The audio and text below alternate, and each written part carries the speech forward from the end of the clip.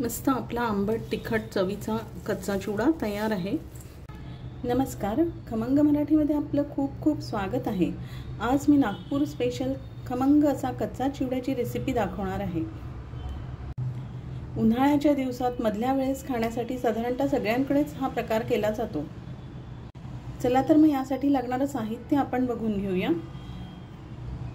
कच्चा चिवडा बनवण्यासाठी आपल्याला हे पातळ पोहे लागणार आहे। हे मी भाजून घेतलेले आहेत, पण हे कच्चे ठेवले तरी चालतात। त्यानंतर आपल्याला मुरमुरे लागणार आहेत। त्यानंतर इथे फुटाणे घेतले आहे, शेंगदाणे घेतलेले आहे, भाजलेले शेंगदाणे, थोडा कच्चा कांदा घेतला आहे, कच्ची कैरी, थोडासा टोमॅटो चिरून घेतलाय। हा पातीचा कांदा मी घेतला आहे, उन्हाळ्याच्या दिवसामध्ये येतो छान म्हणून, नाही घेतला तरी चालतो। आणि कोथिंबीर घ्यायची आहे थोडी, आणि इथे थोडी बारीक शेव घेतली आहे, ही पण ऑप्शनल आहे, नाही घेतली तरी चालते। त्यानंतर तिखट, मीठ, थोडीशी साखर, कच्चं तेल आपल्याला लागणार आहे, आणि हिरवी मिरची बारीक चिरलेली। चला तर मग आपण कृती करूया। कच्चा चिवडा करण्यासाठी पसरट भांड्यामध्ये आपल्याला थोडे पोहे घ्यायचे आहेत। पोहे आणि मुरमुरे तुम्ही तुमच्या आवडीप्रमाणे कमी जास्ती करू शकता। त्यानंतर मुरमुरे घ्यायचे आहेत,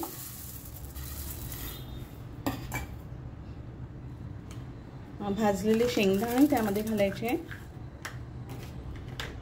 फुटाणे किंवा डाळ्या तुम्ही घालू शकता, कच्चा कांदा यामध्ये घालायचा आहे। ज्या प्रमाणात तुम्ही मुरमुरे आणि पोहे घेतले असतील त्या प्रमाणामध्ये हे सगळं घालायचं आहे। त्यानंतर पातीचा कांदा आपल्याला थोडा घालायचा आहे।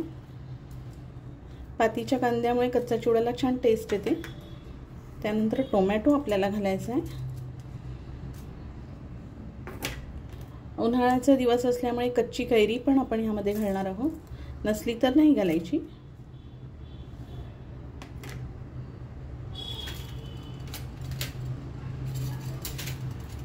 त्यानंतर थोडी हिरवी मिरची बारीक चिरून घालायची आहे।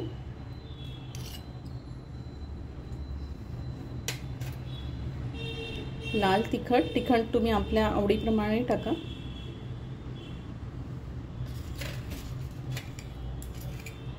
मीठ,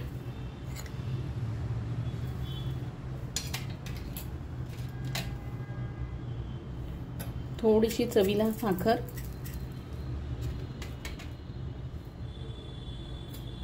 आणि भरपूर कोथिंबीर।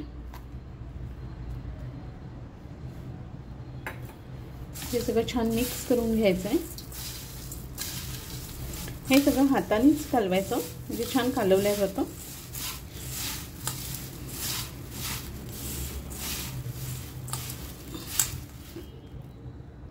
आणि त्यामध्ये आपल्याला आता हे कच्चं तेल टाकायचं आहे।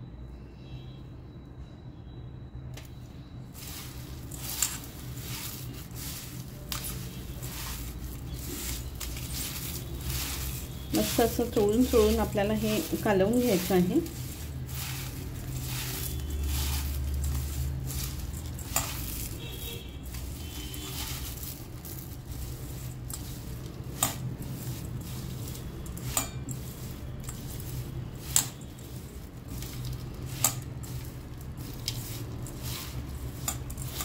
त्यामध्ये तुम्ही लिंबू पण पिळू शकता, लिंबू पण छान लागतं।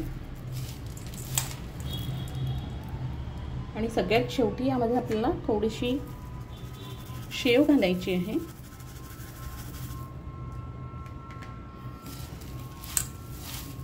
असा आपला कच्चा चिवडा तयार आहे। मस्त आपला आंबट तिखट चवीचा कच्चा चिवडा तयार आहे। तर आपण हा प्लेटमध्ये काढून घेऊ।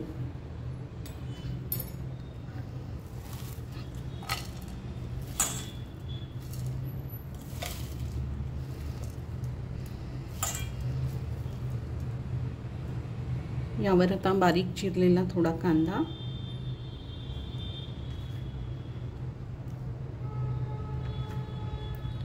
बारीक शेव,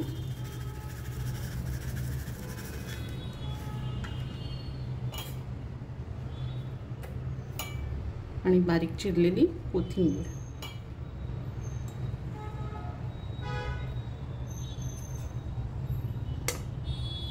मस्त।